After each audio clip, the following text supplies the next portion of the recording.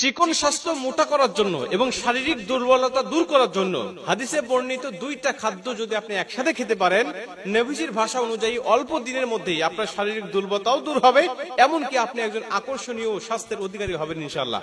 আপনারা হয়তো অনেকে বিশ্বাস করছেন না হাদিসের কথা, কিন্তু আপনারা বিশ্বাস না করলেও বর্তমান বিজ্ঞান ঠিকই বিশ্বাস করে নিয়েছে, কারণ তারা এই দুইটা খাদ্য নিয়েই গবেষণা করেছে। আর গবেষণা করে বলছে যে এই দুইটা খাদ্যের মধ্যে আল্লাহ এমনও কিছু উপাদান রেখে দিয়েছে যেটা যদি কোনো মানুষ নিয়মিত খেতে পারে, তার শরীরে অতিরিক্ত চর্বি জমবে না, কিন্তু এত ভালো মাসেল তৈরি হবে যার কারণে তার চেহারাও বড় আকর্ষণীয় দেখাবে, এমনকি সে কঠোর পরিশ্রমী হবে, সে বড় কর্মঠ হয়ে যাবে। রাসূল সাল্লাল্লাহু আলাইহি ওয়াসাল্লাম এই হাদিসটা বর্ণনা করেছেন। ইবনে মাজাহ শরীফের মধ্যে হাদিসটা রয়েছে।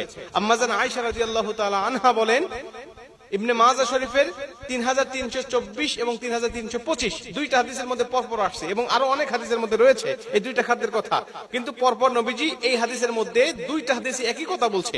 আম্মা জান আয়েশা বলছেন যে আমি যখন আমার বাবার ঘরে ছিলাম, আবু বকরের ঘরে ছিলাম, আবু বকর রাদিয়াল্লাহু তাআলা আনহুর ঘরে যখন ছিলাম, অর্থাৎ বিবাহ হয় নাই, তখন আমি খুব রোগা ছিলাম, পাতলা ছিলাম, আমি খুবই শুকনা ছিলাম।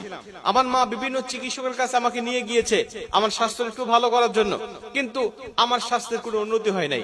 অবশেষে আমি যখন রাসূল সাল্লাল্লাহু আলাইহি ওয়াসাল্লামের ঘরে গেলাম, নবীজি আমাকে দুইটা খাদ্য একসাথে খেতে বললেন, ইয়াকুলুল কিসা বির রুতাব, একটা হলো রুতাব আর একটা হলো কিসা, অর্থাৎ শসা এবং খেজুর। শসা এবং খেজুর নবীজি আমাকে বললেন তুমি একসাথে খাওয়া শুরু করো, এবং আমি খেলাম। অল্প দিনের মধ্যে আমি সুস্বাস্থ্যের অধিকারী হয়ে গেলাম।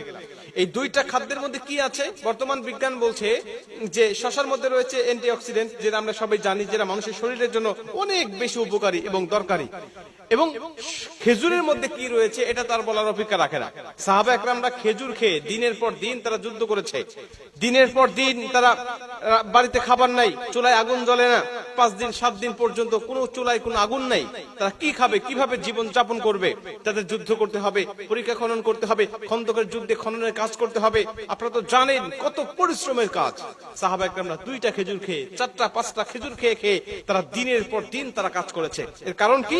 আল্লাহ পাক খেজুরের মধ্যে এমনও কিছু উপাদান রেখে দিয়েছে যেটা কারণে মানুষের শরীরে ক্লান্তি আসে না, মানুষকে আরো কর্মঠ করে তোলে, মানুষকে আরো পরিশ্রমী করে তোলে, এমনকি মানুষকে আল্লাহ পাক সুস্বাস্থ্য রেখে দেয়। বিজ্ঞান বলছে এর মধ্যে ক্যান্সার ধ্বংস করার মতো কিছু উপাদান রয়েছে, এবং এগুলো যদি কোনো মানুষ নিয়মিত খেতে পারে তাহলে তার শরীরে রোগ প্রতিরোধ ক্ষমতা বেড়ে যাবে।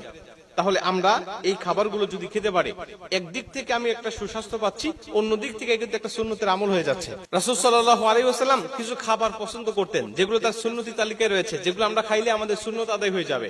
তার মধ্যে শসাও রয়েছে, খেজুরও রয়েছে, এগুলো নবীজির পছন্দনীয় খাবার। লাউ আমরা জানি যে নবীজি খুব পছন্দ করতেন, এটা তো পছন্দের একদম শীর্ষে।